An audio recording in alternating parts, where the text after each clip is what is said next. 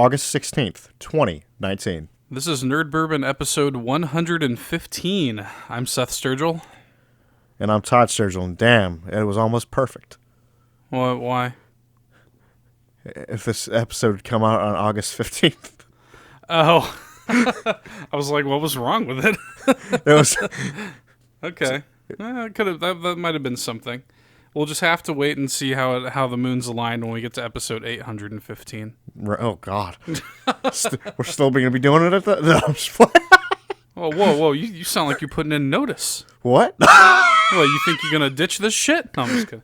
Never. This is life, boy. No, I'm just kidding. Shit, it's one of the few things that does give me life. You know what gives me life, Todd? I'm in good spirits this week because my beloved spicy chicken nuggets are back at Wendy's. Now, I still, at this point, at the time of this recording, I have not had them yet. I plan on it. So good. I've missed them so much, Todd. I've missed them so much. I still couldn't believe that they, got rid of them. I don't know what the reasoning was. And it's still unclear if it's a permanent return. I sort of don't think it is. I bet you it's going to be a limited time thing, and it's going to piss me off. It's so much bullshit, honestly. Because that has always been a staple of my Wendy's order. They have the best spicy chicken nuggets in the game, hands down. I mean, because of that, I feel like those are some of the best nuggets in the game.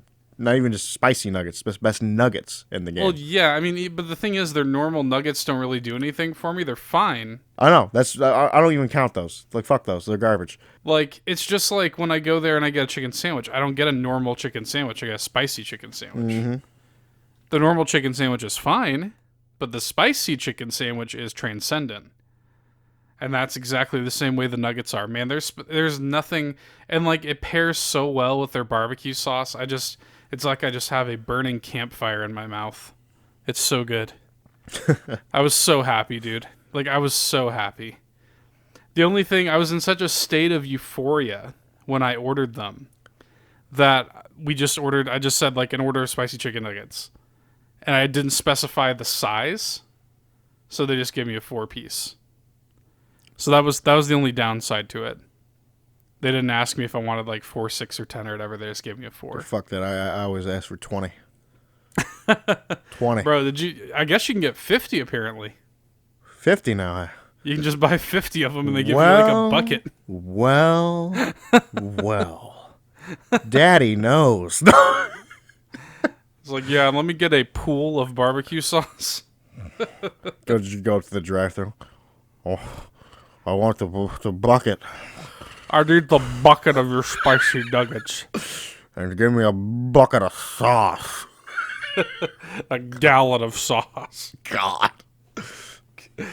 But I'm very happy they're back, Todd. But that's a tangent. This is a video game podcast, Todd. And indeed, there's much to talk about in the way of video games this week. We are going to cover such topics as Days Gone. Todd, I've finally played a bunch of it. We're going to talk about that in depth. We're going to wax and wane our opinions on Days Gone, finally. A crisp, 4 months after the game came out.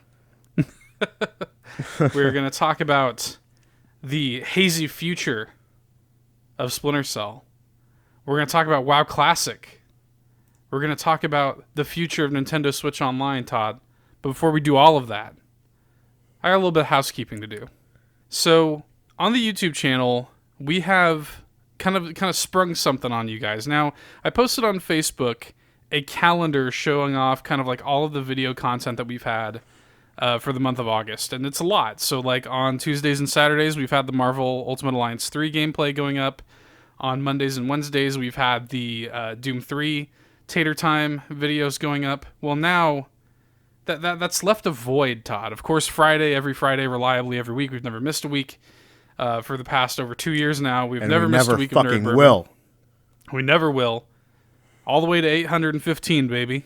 Nerd Bourbon's every Friday, obviously. But that leaves Sunday and Thursday, and we thought, how can we fill those Sundays and Thursdays? And indeed, you were lacking a series to do. You're hungry for a new series, Todd. I'm hungry for anything to battle the demons. To keep the depression at bay. To keep the demons at bay. We don't speak its name. We don't speak its name here. So there's a PlayStation Network sale that is currently going on, and on that sale, a game caught your eye: Ratchet and Clank. Yes, yes, yes, The yes. PS4 reboot. You've decided you went ahead and bought that. Was like what, $15? Yeah, it was only like $15. Which is absurd. And you bought it, and you have been playing it. The first episode went live yesterday, at the time you're listening to this. So that is going to occupy our Sunday and Thursday slot. In other words, for the next few weeks, for the foreseeable future anyway, there will be video content on the YouTube channel every single day. So, again, not to shill our shit too hard, but seriously, if you're a fan of our stuff, if you like watching our Let's Plays, it is worth the sub. You're getting content every single day for the foreseeable future. So, be on the lookout for that. That's the housekeeping I've got, Todd. That just leaves me with one question. What have you been playing this week? A whole lot of Absolver. That was interesting to me. I was surprised that you went back to that. I don't know. I always kind of like, in like weird dead periods, I always find myself going back to that game. I've just been kind of chilling, doing downfall runs. Is that apropos of nothing? Is there like some new update that has like gotten you to come back in? I just enjoy that game. That's fair. I was like, I want to fight shit, and I love the combat in that game. I always have. Like it's my fighting style. I made it. I enjoy it. Do we know if Slow Clap is up to anything? From what I understand, they have essentially moved on from Absolver. Okay. From what I know, and it seems that they are working on a new game. Just working on the next thing, basically. Yeah, just working on the next thing. Which honestly, I think they did a lot of stuff with Absolver, like with what they they kept that game pretty well updated for the most part. I'm honestly not surprised it kind of like dwindled on the support for the game. Yeah, as a matter of fact, I'm actually looking at Slow Clap's website right now, and of course, Absolver's front and center. But it says here the way they describe themselves. Right here, front and center, action games made with love. Mm-hmm. So I guess it stands to reason that the next thing Slow Clap makes is probably also going to be some sort of combat-focused action game. I mean, and I'll more than likely be there. I really enjoyed Absolver for what it is. I'm still jumping on it, still playing it. Yeah. I love kind of just doing. I love the addition of that downfall mode where I just kind of just brainlessly. Just go into like rooms and fight shit. Right. I'm trying to think what else I've been fucking with. Apex with you and Anastasia. Yeah. So my wife got really into Apex this past week, so we've been playing that pretty regularly. She's been playing like the shit out of it. Oh yeah, she's shit. She's gonna probably end up catching up to my level pretty soon. Yeah, she didn't really play much of it today. I am excited to jump back in pretty soon because I know the solos mode launched today. Did it? Yeah. So. Oh shit. Okay. I do want to jump in and check that out at some point. There's already been a lot of like fan rallying to make it a permanent mode. Well, yeah, dude, because here's the thing. Let me tell you this right now. If it's permanent, I'll play Apex way fucking more. Yeah. Because off the strength of I love the game for what it is. It's got one of the best, like, the ping system is fantastic. I really love that for, like, co-op play or whatever, like the squad gameplay that it's focused on. But there's times where I just don't want to babysit randoms. I think in terms of design and polish and everything, like, in terms of the whole package, like, we've talked about Realm Royale, and, like, Realm Royale is really well designed, has a lot of cool ideas, but it lacks the polish. Oh, yeah. And the sort of like design smarts that Apex has. And I think that Apex really is, not that I'm a huge Battle Royale fan and not that my opinion on Battle Royale games really fucking means anything. But Apex, I think, is, no pun intended, the apex of the current Battle Royale climate. I mean, for me personally, Apex is my favorite. But now with the addition of solos, I'm hoping it stays. Because that's kind of how ranked worked. I don't know if you knew about that. Like, they did a little bit of a ranked thing with like an event. I completely wasn't playing at the time, right? And they did there was like a mini event, kind of like they're doing with the solo, maybe to like kind of test the waters Right. to see how people would like go and like, oh, how would you guys feel about some ranked? Well, it's very popular. The fans are definitely like wanting it to be made a permanent mode. So hopefully EA and Respawn listen and just include. So how is it solos. working? Is it like you can just pick whatever character or what? I guess I have not tried it yet, but Because like I feel like it's going to be pretty heavily populated by bloodhounds. maybe. I mean, but you got to think too. Like, there's a little bit. It kind of balances itself because you also have to think about kind of smarter, more tactical characters or a character like Lifeline that can heal yourself because there is not any sort of revive, obviously. Yeah. If you're playing by yourself. So that takes away kind of a major mechanic from the game. More than likely, next week we'll end up talking about how solo Apex will have more of a Yeah, probably talk about opinion that on a that. little bit. Yeah, I'm definitely looking forward to checking it out. I'm now that I know about it, I'm checking it out when I get off this recording with you. I didn't know It about should it. be interesting. Should be interesting. What else, Todd? Talk about what. So you talk about your experience with Ratchet and Clank so far. Oh, I'm enjoying the hell out of it. So I want to I have played the original game, but like that was in the dark times, so I vaguely remember it. I mean, that game is old too. Yeah, so it's like I really don't remember much of it. There's a character that you mentioned that like I remembered, like which Right. is he's like kind of like he was the theory he's like a time traveler or some shit. Yeah, or, he like, kind of like appears. He appears in he's like this plumber that appears in Yeah. like every game. I do remember him and whatnot. Like, but overall, I'm having a lot of fun with the game. The game has like really I love shit. I really fell in love with the grenades. Yeah. I was doing some sick shit with the grenades, like in the early on. I killed like one of the ships with it. Yeah. Overall though, the game's just it's fun. It's like it's kind of all I want it to be. Just kind It's of. a fun game. It's breezy. It doesn't ask too much of Yeah. you.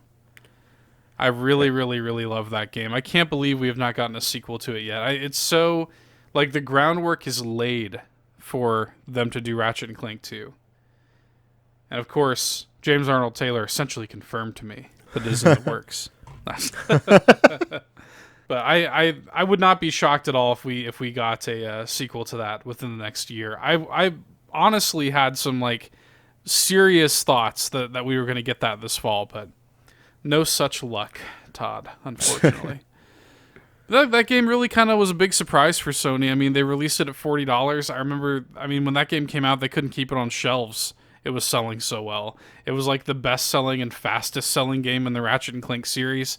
So they would be, frankly, stupid to not make a sequel.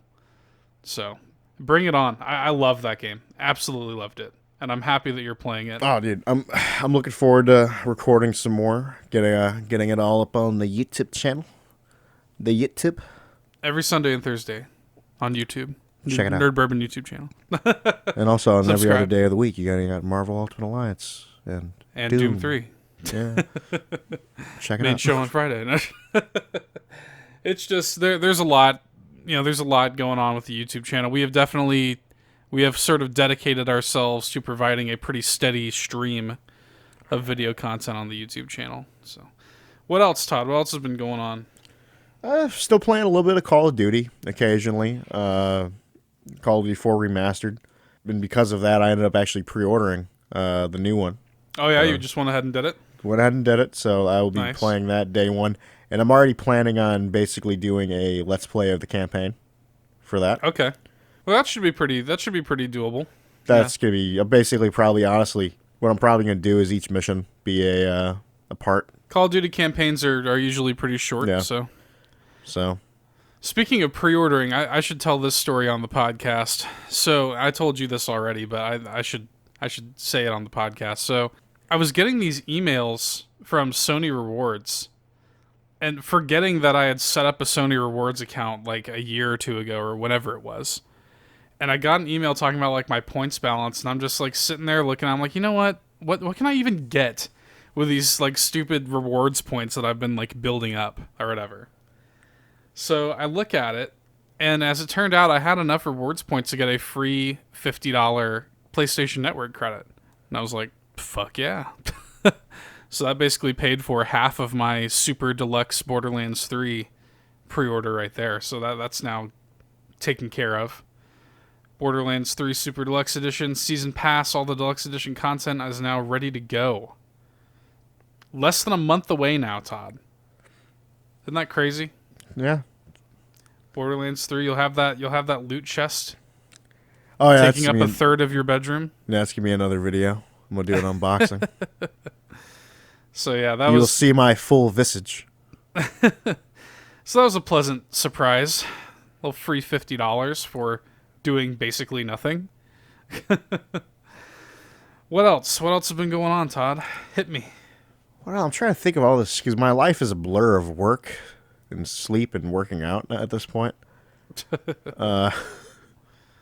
That's fair. You know, they I haven't checked them out too heavily yet, but they did publicly release Sigma this week. Yes, I did see the update. Bro, what the they fucking killed Brigitte. Did they? Dude, her shield 200. 200. Oof. What? I went into the training ground with Sigma, and I didn't really like him. He's weird. He plays weird. Did not really care for him, to be honest. Didn't really do much for me. Dude, I want to talk about this. I want to get this up here. I want to talk about the Brigitte changes, bro, cuz it honestly like fucking made me sad. I didn't even know that there were major changes like that to her. Bro, no, it fucking hurt my soul. That sucks, dude. Dude, this is a fucking dude. Well, here's the thing. I will be the first one to say that Brigitte she was OP when she first came out. I'll be the first to admit that. Uh-huh. Now, let me see if I can find her. Okay. So her passive. This is her passive ability. So healing amount increased from 100 to 130. Self-healing from Inspire is now halved. Ooh. So some of the changes I'm okay with. So Repair Pack now has 3 charges. Now instead of healing instantly, it's going to heal over 2 seconds. So healing amount changed from 150 to 120. So if you throw multiple packs at the same person, the current duration will be extended by 2 seconds. So basically, you're going to end up being, if you do throw all 3, you're going to heal them for like blah blah blah. There's certain things that I'm like, some of the reworks I'm okay with. So then there's the whip shot. Outgoing velocity increased from like 60 to 80. Retracting time reduced from 0.6. So whip shot basically got all around buffed. So it's basically better, yeah. See, I'm like some of the repair pack shit. See, my only issue with the repair pack is her healing in my mind is like weaker at that point, because I used to do that like as somebody's like about to die, I'd like save their life. Now it's like, now I'm probably not going to be able to, because it's like, oh, you're going to probably be dead by the time it's healing you. Well, and also, I mean, that's kind of like, it's not as if that's not how like Torb's armor packs work. Mm-hmm. You know, that shit's still instant as far as I know. Yeah, so this is another thing. So this is one of the things that annoys me. So barrier shield reduced from 500 to 200. That's pretty crazy. But this is the other thing. So not only are you going to nerf the shield itself, but you're nerfing the shield bash. So the stun duration is reduced from 0.9 seconds to 0.75. Wow. So it's like, so here's the deal. And the thing is, you can't even do shield bash if the shield's fucking down. That paper mache ass fucking shield is going to be down real quick. Yeah, 200 is not going to last long. So they've essentially they've killed her. They've essentially killed her. Like, nobody's going to play her. Like, it's because at that point, without, like, you've taken away her survivability. And without that, you can't really do anything. Like, because that was the main draw of her. Like, you know, she has that 500 shield. She's really good against flankers, and I'm telling you, this is Blizzard catering to fucking streamers. Yeah, I'm telling you, because like motherfuckers bitch, like, you know, everybody playing the meta or whatever, like hated Brigitte because of that, because she can like protect the back line, you know, like she'd like be able to stun, fuck people up. I could see dropping it a little bit, but from 500 to 200. Dude, that's fucking insane, dude. I would have taken 350 or something. But I mean, that's like a 60% reduction basically. And then here's the other thing is the ultimate is, yeah, right here, I'm gonna read this. ultimate cost increased 10%. So the goal of these changes is to make Brigitte more of a primary healer for your team at the cost of weakening her survivability. Like what? Fuck, that's bullshit, dude. Yeah, nobody's gonna play as her anymore. Dude, and so they did do something to my boy Reinhardt. Uh-huh. He has a new passive. Okay. Steadfast. Knockback effects are reduced knockback effects by 30%. Ooh. So I've seen it. I've seen it like in a video. Solid, dude. It's like that's something I think that's gonna be really good for Reinhardt. And that's honestly, I was thinking to myself, I'm like, that's probably one of the few things that they could have done to Reinhardt. You know, Reinhardt's one of the few characters that really hasn't been heavily touched. Yeah, it's because honestly, in a way, he's perfect and not perfect. Right. He's the most easily countered character in the fucking game, but his kit is still technically solid. But so strange. I was so fucking sad. Like I don't even play Overwatch and I was sad like that. You know? Yeah. I was like, what the fuck? Because that's like distressing, dude. I don't like that. I don't like dude, that one bit. It hurt my dude. You've never really played her. No, I don't play as her. But I don't like. I don't like to hear this news. That level of dude, the nerfing of that is insane to me. Because here's the thing. Though they make her more of a primary healer. She kind of was never supposed to be a primary healer. No, never. Her kit is set up as more of an off healer tank hybrid. Right. That's what she's always been. But now it's like, oh, fuck that. Yeah. Fuck that shield. Fuck you, Kaplan. I mean, you could sort of argue that like you could almost argue that almost none of the support characters in Overwatch are quote unquote primary healers. Like, except for maybe Mercy. Other than Mercy. Yeah, like, none of the other ones, all of the other ones are kind of like split roles. Yeah, Zenyatta is damage healing. And he's a total glass cannon, like, he dies crazy. Exactly. But the thing is what my annoying thing about it is Brigitte needs that survivability. She has no fucking range. Her fucking weapon is melee-based. What? Right. It's like, what the fuck are you... Fuck you, Jeff Kaplan. You're a fucking moron. I'm sorry. Jesus. I'm sure it wasn't Jeff Kaplan himself. Fuck him. Jeff Kaplan himself has got a fucking grudge against you. He did it to Roadhog and he did it to fucking Brigitte now. He just sits there and like listens to this podcast for your favorite characters, and he's just like, "Hello, Todd. Welcome to Jeff Kaplan's House of Horrors, where we fucking nerf all of your favorite characters." Fucking nerf Roadhog to the fucking... Roadhog's playable now. Roadhog is in a good place. But, God, I remember when he first got nerfed. That made, there's a whole episode about that. You just need to email Jeff Kaplan. A picture of my fucking asshole? You just need to... Well, you could do that, but you could just say... is this an off-season April Fool's joke? God... Anyway, enough Overwatch talk. I do apologize for my actual rage. Yeah, I don't even play Overwatch that much, but it just annoys me. I hate seeing nerfs like that. Like, yeah, I mean, the fucking... my thing is reading that whole like description of why they did the change. They make her more of a primary... Fuck you. That's bullshit. Yeah, this whole Overwatch segment was really just started by me being like, I didn't really like Sigma. Sorry, you opened up a can of worms. I opened the floodgates. Yeah, so Sigma's live. The whole roll lock thing is also live now. I do like that roll lock. I do like that whole thing. I think that's a solid change. That doesn't really bother me. But again, I mean, I'll probably honestly, at that point, I'm gonna lock myself in the tank. Yeah, but again, we don't really play Overwatch. So I wouldn't mind playing it more. It's just like don't really have. I wish we had more of more of a group. It's always the problem. Gotta have friends. Those pesky friends. Yeah, we don't have friends. we only have each other. No. Oh God, the fact that we said that at the same time is disgusting. Oh, Todd. Let's move on from that. Let's just move on. Let's just sweep that under the rug. Jeff Kaplan, pretend like you didn't hear any of that. Fuck I know you. he's listening. Other than that, I want to talk to you. I want to have a discussion. I want to settle in and have a little bit of a discussion about Days Gone. all right, you ready? Are you ready for my opinion? Now, we know your opinion, I don't know. but when the game first came out, you had spent a good amount of time with it. You sort of decided that you didn't like it. And we didn't really, because I hadn't played it, we didn't really get a chance to marinate on that. Mm-hmm. And really talk about the game, I think, in detail.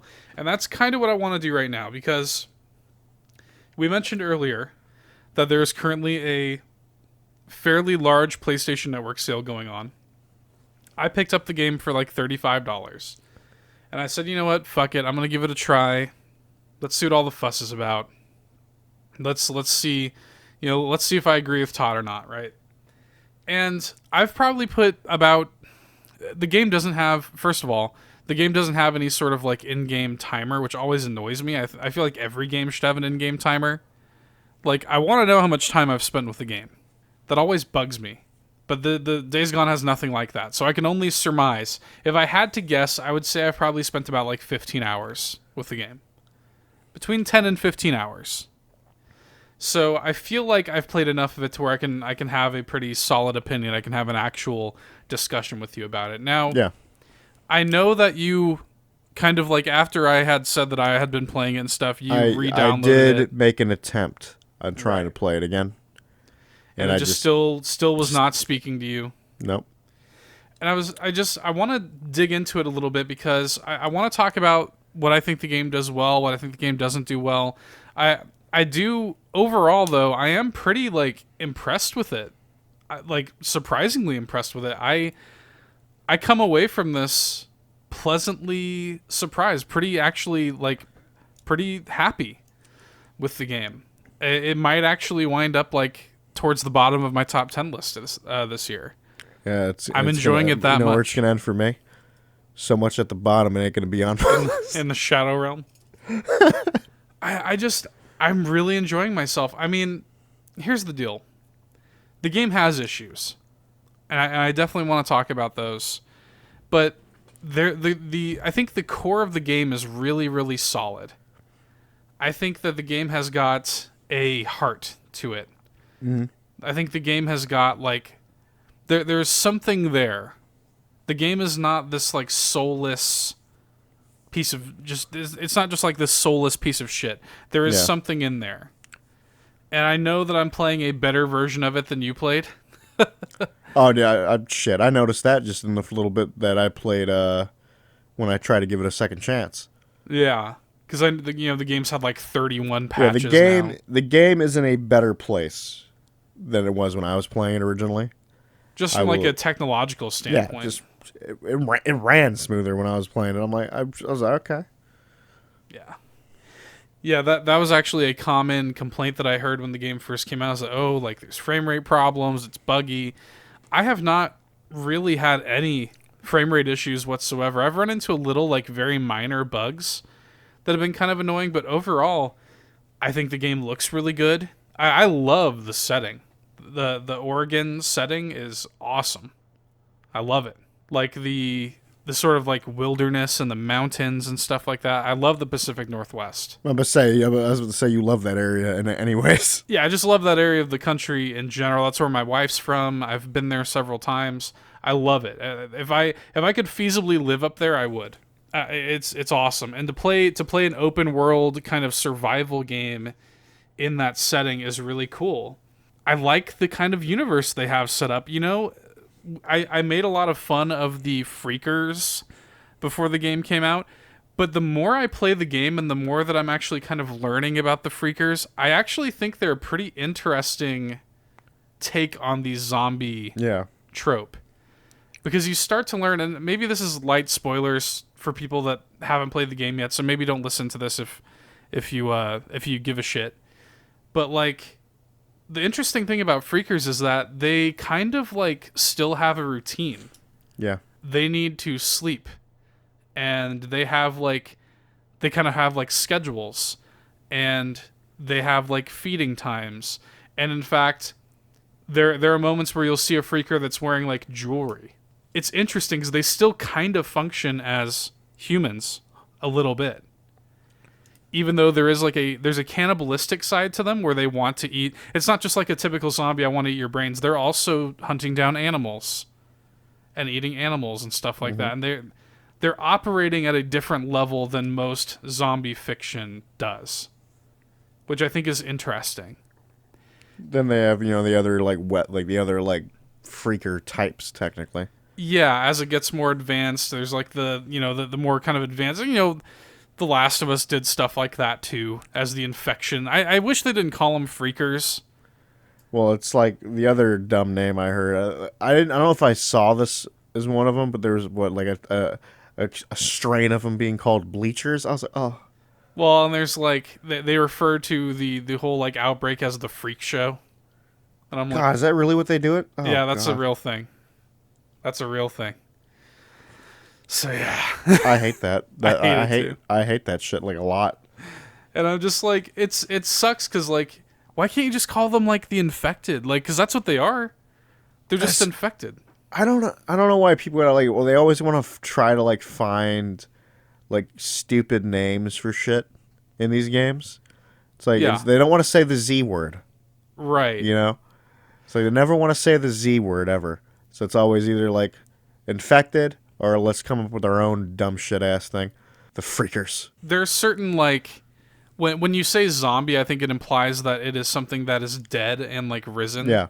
And that is not necessarily what's going on with that. That's why infected would work better, but instead half the time games don't want to use the word infected either. Yeah, I remember reading interviews with Sony Bend when people would position them with this very question, why are you calling them freakers? Why not just zombies or infected? It's not either one. They're unique. They're freakers. That's fuck you. They're infected. They're zombies. Shut up. They're infected with something. Shit. Yeah, and that's something actually that is explained as you get a little bit deeper into the game's story and stuff like that. I think the game's story at large is not super grabbing me. It's enough. It's enough to push me forward. I like the characters more than I like the story at large. Yeah, okay. There's this whole bullshit with Deacon's oh, I gotta find my wife who is so clearly not dead. It's not even funny. From the word go, it's so obvious that she's not dead. And it's actually kind of stupid how obvious it is that she's not dead, and yet Deacon bases his entire life around her being dead, essentially. Mm-hmm. So, but overall, I like the characters. We talked about not really caring for Deacon, the main character, too much. But I'm kind of growing. He's kind of growing on me a little bit as I'm playing more and more of the game. He's kind of growing on me. Him as a character, I like Sam Witwer's performance of him. I'll say that. Mm-hmm. I like the way Sam Witwer is playing this character. He's an interesting protagonist. He's not just the typical gruff survivor, but he's got a heart of gold kind of thing. He's also not just a fuck the world drifter. I like that he's got this military background, and he found a home in this MC, this motorcycle club, after coming back home from the war. God damn it, he'll do whatever he needs to do to make sure his brother stays alive. Yeah. You know what I mean? Yeah. That's one of the things that I really did enjoy. One of the few things I do enjoy about the game. I really enjoy the dynamic between him and Boozer. Yes. Really like Boozer as a character. Oh, yeah. There's, as much as I've shat on the game, on the many episodes of the podcast that I shat on this game, there are aspects of the game that I do enjoy. But, and that Boozer and, the relationship between, him and Boozer is one of them. So. And that all feeds into his backstory. Now, there's a design thing that I think really has me, and this is a whole can of worms. You've heard me complain because I'll be talking to you as I'm playing the game. They have given, I don't know if it was one of those things where they got Sam Witwer in the studio and they just let him kind of improv and roll with it, and they just included all of his recordings in the game. But Deacon talks so fucking much in this game, it's actually absurd. I don't think I've ever played a game where the protagonist talks as much as Deacon does. Deacon is almost never not talking. That's one of the complaints I had about the game. It's so strange. Any little thing going on, he comments on. He can't even pick up a gas can without being like, needed this, or fuel can. It's like why? I'll be sitting there like clearing out an ambush camp. Are you gonna ambush me, son of a bitch? You motherfucker! Fucker. You won't be doing that anymore. Oh yeah, two left. All right, let's go. Just one left. Shit. He's always talking. Yep. Always. Like, he comments on fucking everything, and it's absurd. And I know that, and this is something I was telling you. I was like, I understand. If you're Sony Bend, you are making this new, PlayStation icon, this new first-party Sony property. There's a lot of expectation, right? Because you're stacked up against like The Last of Us, Uncharted, God of War, Spider-Man, all of these amazing Sony exclusive IP. And when you stack Deacon St. John up next to him, it's a joke, right? So they want Deacon to feel as much of like as much of a character as possible. And so their solution to that was, let's just go crazy with it. And it makes me like him less. I just wish you would shut up. Yeah. Because I kind of like that when he's in the cutscenes, he is the Deacon that I want him to be. Basically, when he's in the cutscenes, I like him. But then when we're just out in the open world, just exploring and just playing the game, he just is constantly chattering about something. Oh my god, like the Kaplan Radio Free Oregon or whatever will come on. Holy shit, dude. And he starts yelling back at the radio. You're a fucking idiot, Copeland. Yeah. I'm just like, he can't hear you, right? He's sitting there, oh yeah, Copeland, let's just talk about guns. And then he sounds like fucking like my dad, like sitting there yelling at the radio. Like he sounds like somebody's dad yelling at Fox News or something, Fake news. Yeah. And then there's also some weirdness in terms of little bugs that I've encountered. So if you're gonna bring up the same bug that I ran into it during the second time I was playing it recently, which where you're riding around with an NPC on a motorcycle, and they're just they're on me, Deke. Yeah. It's there's nobody around. It's what? There's nobody around. There's no they're not taking any damage whatsoever, and they're actually in mid sentence telling me something completely different, and then you'll just hear another voice line of theirs. They're on me, Deke, or I'm hit, Deke. And I'm like, what? And sometimes it'll actually fuck up the flow of the conversation. Yeah, yeah. That was weird. There's also a few just tiny little annoyances that I have, just tiny design decisions that I wish they would just come in and tweak. For example, I wish the game had mid-mission saving. There have been times where I'll be playing the game and I have to go pick my wife up from work or something like that, and I go to save the game, and then and then quit it out, thinking that I could come back and just pick up where I left off. Mm-hmm. You cannot save mid-mission. You can save, but when you come back, you will not be in the mission anymore. Yep. You basically had for moments like that, you just got to pause it and just come pause back it and right to it. Yep. Let it run, which I don't like doing because so many other PlayStation games, it sounds like my fucking PS4 is going to take off. Yeah, when I'm playing the game. There's also, speaking of that too, there's an actually pretty absurd amount of loading in the game. Yes. When you first load up the game, there's a really substantial, probably 45-second to a minute load. Mm-hmm. At the very beginning, and then that just loads up the main menu. Then you hit continue or whatever, and you get another loading screen. Hey man, it's got to load up your custom bike, bro. I do want to talk about the bike in a minute because that's actually kind of a highlight of the game for me. It's funny as it wasn't a highlight for me. That's so interesting. I really love it. You know what it is? I feel like it is better now, but yeah, we'll jump into that later. Go. I was thinking about this today as I was playing it because it also loads between every cutscene, any interaction with a character. The game loads quite a bit. It's not enough to where it's not enough to be annoying. You remember when Bloodborne first came out before it got patched? How bad the loading was in that game? Don't you dare bring that shit up. That's where the joke. Let me bust a nut real quick. Yeah, that shit was so bad. It's not to those levels, but like, good God. And I was thinking about this. I wonder if it has something to do with the fact that this is Ben's first home console game in like 12 years.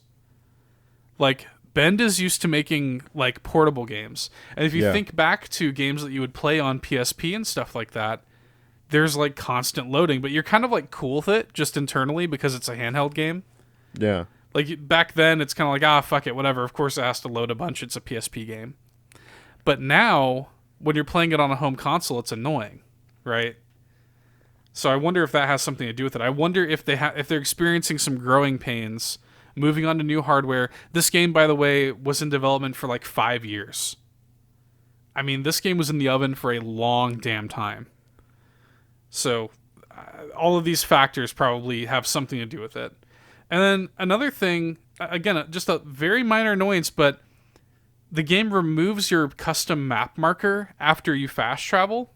Mm-hmm. So I had a scenario where I was trying to go somewhere. I marked it on my map. I fast traveled to a nearby location to the place I wanted to go.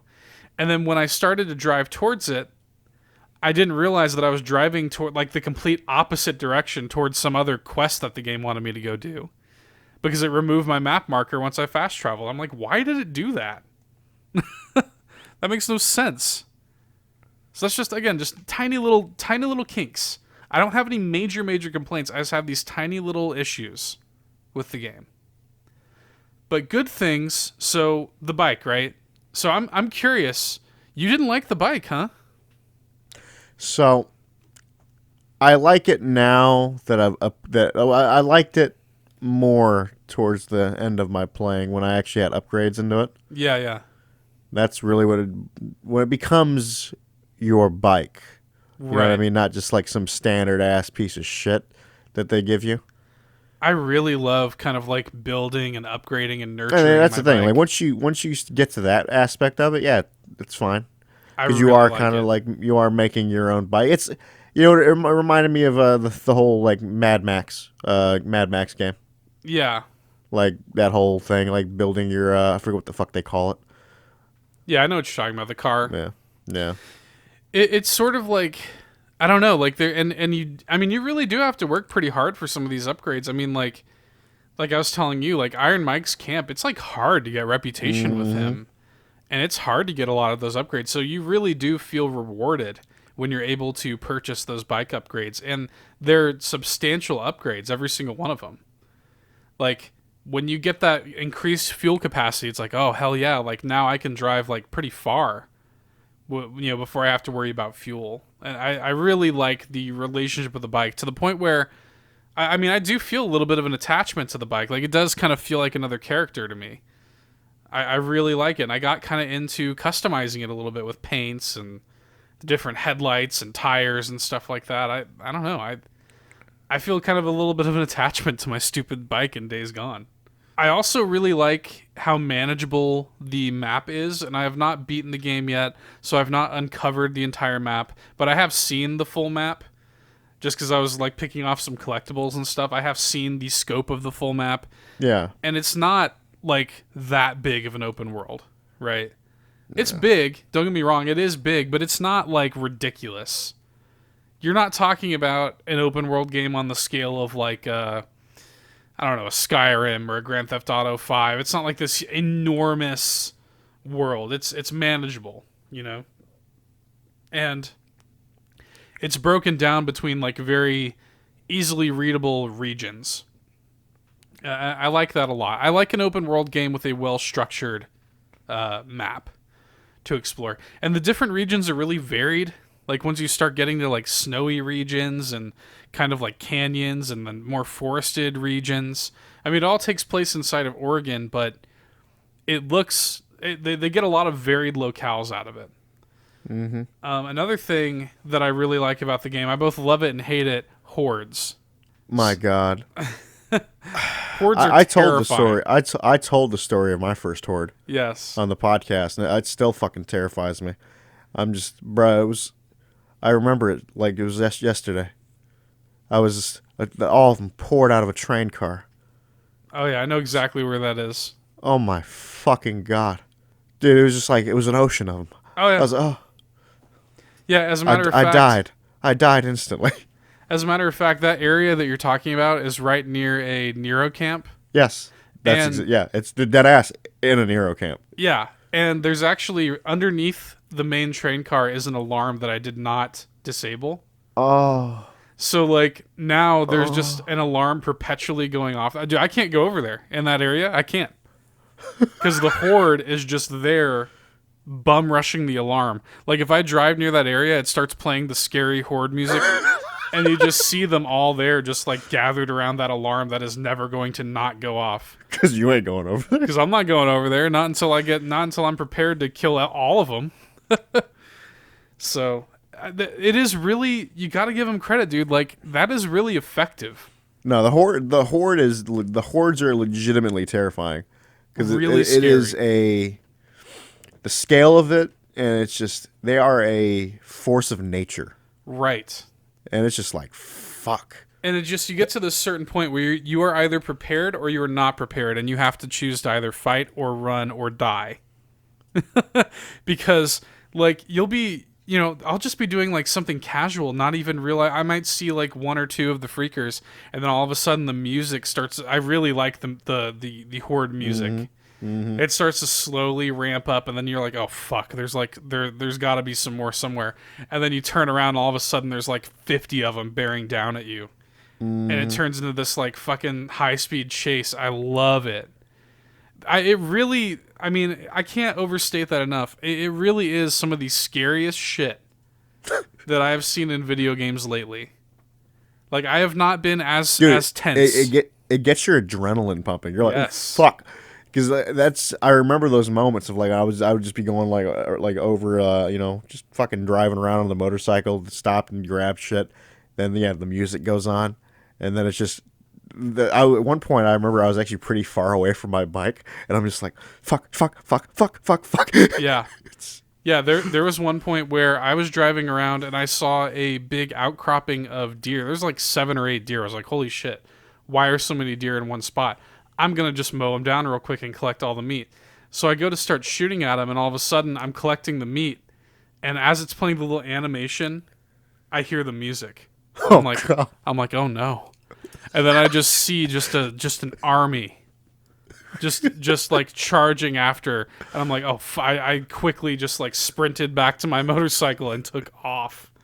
And then there's the runners, like the infected, because that's another thing. The animals are being infected too. Yeah. So you run into these kind of infected like dogs and wolves that like can run up alongside your bike and stuff like that.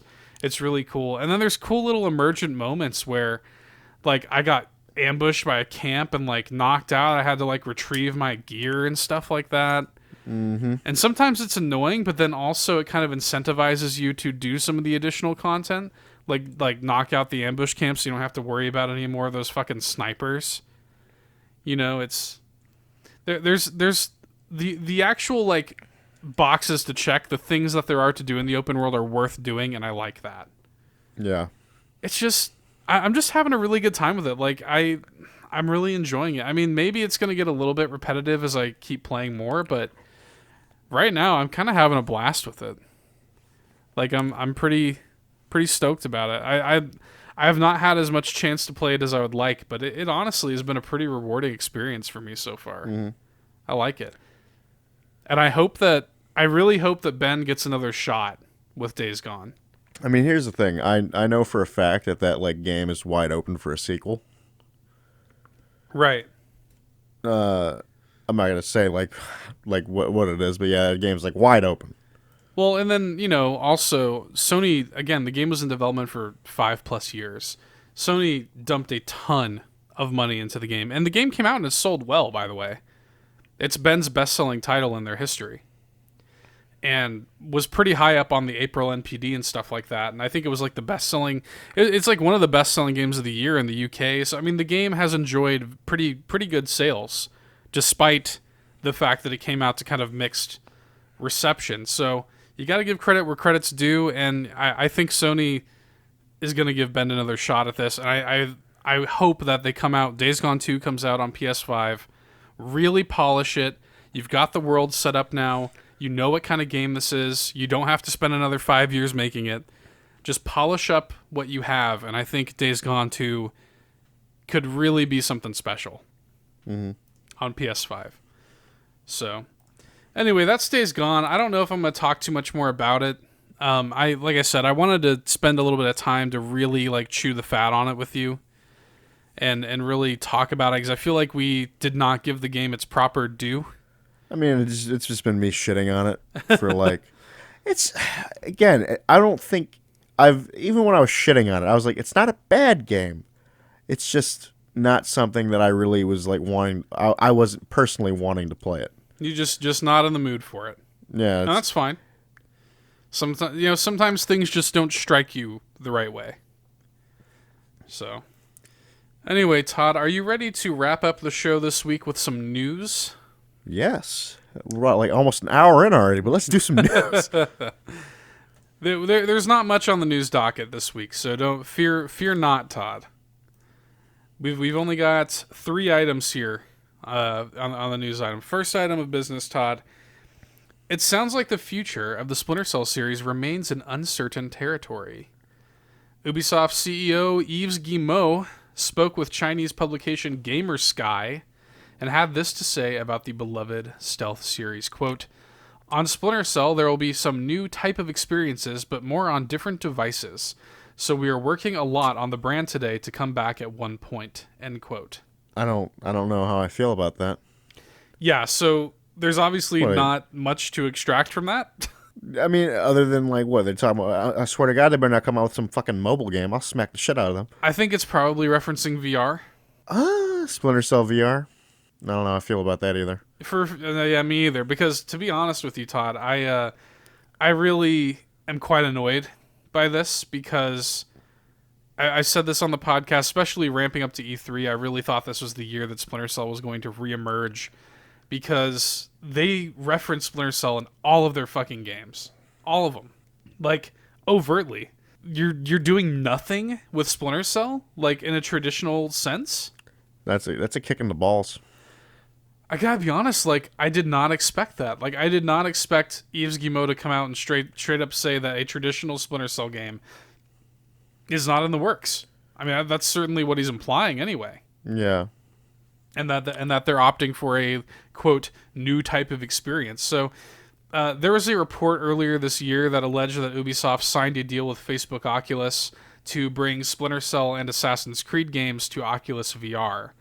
So, I'm pretty sure that the only Splinter Cell game in development as of now is probably some sort of Oculus VR project, which is really disheartening. I mean, look, you could sort of imagining them. You can kind of like imagine them positioning like Splinter Cell's a VR game, because, you know, the third echelon goggles kind of lend themselves. Fuck you. That's bullshit. Lend themselves to being VR goggles, you know. Fuck you. That's bullshit. But I can just totally see them doing that in the marketing, you know. Sam Fisher pulls down his stupid Oculus headset. And then you're in the game. Right. Fuck you. So, yeah. Splinter Cell, in the traditional sense, seems like it is not showing any movement. Yeah. R.I.P. Yep. That makes me... I don't know, that just makes me sad. Yeah. Yeah, Fuck. Same. Well, it's one of those things where, like, I can't believe... I've never felt so, like... I don't know. Heartbroken over, like... Just like, fuck, I really thought you guys were doing something with Splinter Cell. I really did. I would love it. Again, we've talked about it. I would love a new, like, Splinter Cell, do, like, a co-op with you. Yeah. God, it'd be good. It makes me sad, Todd. Yeah. I don't want to talk about Splinter Cell anymore. No. I just want to cry. Moving on, WoW Classic, Todd, does not launch for another 10 days, but you can go ahead and reserve your character names now. If you have an active subscription, you can jump into the game right now, create up to 3 characters ahead of the game's launch on August 26th. So that's something that you can do if you give a shit to do that. You and I have sort of decided to hold off on playing WoW Classic at launch, simply because, to be honest, there's just too many games coming out. And it's like, I think that game comes out like, what, a week and a half before Iceborne? Yeah, and at that point, it's like I'm not going to be playing WoW Classic. That's over with. And then right after that, it's Borderlands, Borderlands, 3. and then we're both playing that, so it's like, So I think we were kind of were talking about like if we do jump on WoW Classic, it's going to be like in like shit January, yeah, or just like when shit slows down. You know what I mean? December, January, I think we'll jump in. I have every intention of playing it. Oh yeah, same. It's gonna happen. It's just not gonna happen like at a launch. But it's like you got to think about it like this. We could, drop the money and pay for a month, but we'd only be playing for like a week of that month. Yeah, yeah. It's like losing out on some money there. And also, it's a Blizzard launch. You know that there's going to be issues at launch. There's gonna be kinks to be ironed out at Throwing launch. that shade. No, I'm not even just trying to throw. It's just a thing. Like it's just gonna happen. It's stating facts. Yeah, it's just gonna happen. There's gonna be launch day issues. Nothing ever goes off without a hitch on the launch of a WoW product. So I think it'll be nice to give it a few months. There are plenty of games to play. Give it a few months to sort of have them work out the kinks. Come in December, January time. I mean, hell, if we come in December, it would be nice to do some of those like those holiday events and stuff like that. Mm-hmm. So rest assured, we will be playing WoW Classic, but it's just not going to be a launch. I also have in here, just for a quick notation, if you are choosing to play the game on a PvP realm, all of your characters will be locked to whichever faction you have chosen. So that's interesting. I actually can't remember if that's how it was in Vanilla WoW or not, because I'd never played PvP. Vanilla on PvP realms. Yeah. But I want to say that is the way it was back in the day, where you couldn't mix and match on the same realm. If you made an alliance character, all of your other characters had to be alliance. Like I respect that. They would not let you play both sides of the street. I respect the fuck out of that. Yeah, so it seems like that is returning for WoW Classic. So just listeners, if you're a WoW player, be warned. Be aware of that if you're going to go reserve your characters. Last bit of news I have here, Todd, is interesting. It's some Nintendo-related news.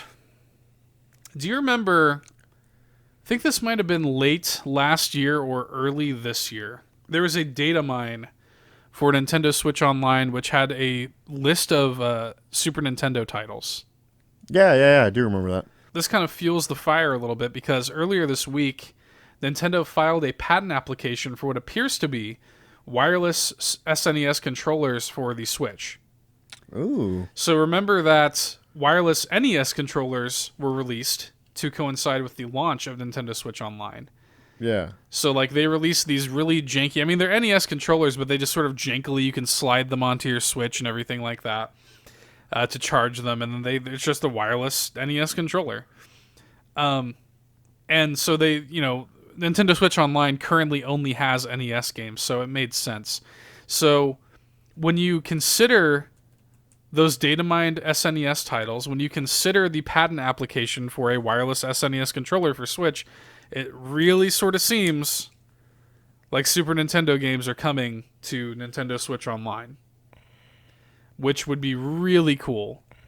It really would be about time. I think that would really add some value because don't get me wrong, it's cool to jump on there and fuck around with some of the NES games, but like Super Nintendo games are substantial, dude. That's when you could play like A Link to the Past, which is like a big game.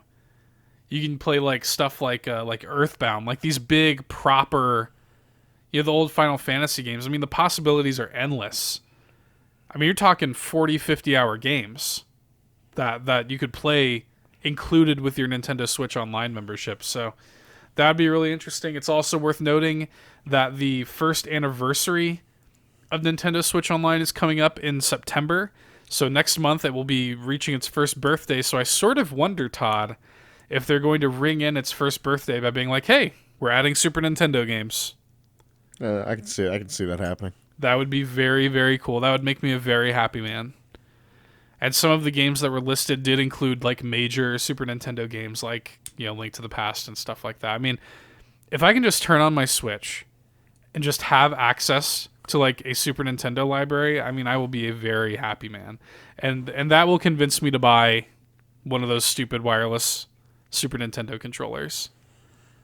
And also, that would be a really good controller for like other games if you could support other games with it. Like to be able to play like Mario Maker with an actual Super Nintendo controller. That'd be pretty cool. That'd be legit. Anyway, that's all speculation, Todd. Nothing official from Nintendo yet, but I imagine we're going to have a Nintendo Direct next month, and I imagine that that's the sort of news that they would probably incorporate into that. So, but that's all the news I've got this week, Todd. What do you make of this stuff? I'm just sad right now. About Splinter Cell? Yeah. We, of course, as it relates to Nintendo Switch Online, we, of course, share a family account for Nintendo Switch Online. Yes, we do. We will continue to reap those benefits if Super Nintendo games are added. How much money are they losing out on that? I swear. You know, they did increase the price of it, but it is still so reasonable, considering. Like, how much is it now? So, when it first launched, I think it was $20 for a year. Now I think it's $35. And again, you can add how many people? You can have up to 8 people. It's like, I swear to God, it's like me, I've got my dad. I've got myself, I've got you, I've got your dad, I've got Dan, I've got my wife. Like, everybody covered under Nintendo Switch Online. So fucking stupid. And I still have like a couple of slots left. All covered for $35 a year. It's like nothing. So I mean, I don't know.